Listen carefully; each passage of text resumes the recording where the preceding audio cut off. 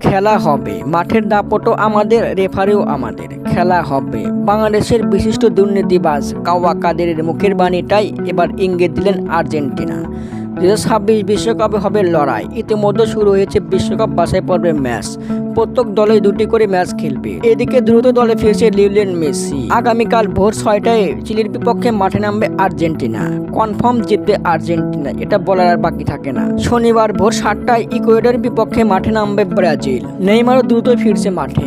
Argentina দ্বিতীয় match 10 September. কলম্বিয়ার বিপক্ষে বাংলাদেশের সময় দিবাগত রাত 2:30 মিনিটে মাঠে নামবে আর্জেন্টিনা। ব্রাজিলের দ্বিতীয় ম্যাচ 11 সেপ্টেম্বর। বাংলাদেশের সময় ভোর 6:30 মিনিটে প্যারাগুয়ের বিপক্ষে মাঠে নামবে ব্রাজিল। দুটা ম্যাচে গুরুত্বপূর্ণ। 2026 বিশ্বকাপে হবে টক্কর। আর্জেন্টিনার সঙ্গে টক্কর দেওয়ার মতো অবশ্য দলও নেই। তবুও বলা যায় না কোন সময় কোন দল ভালো পারফর্ম করে। আর্জেন্টিনা ধরে নিয়েছে ফ্রান্স, ব্রাজিল, স্পেন, কলম্বিয়া ইত্যাদি ইত্যাদি। এগুলো দলের সঙ্গে হালকা টক্কর হতে পারে, তবুও জিতবে আর্জেন্টিনা। বিডি নিউজ, হৃদয় হাসান।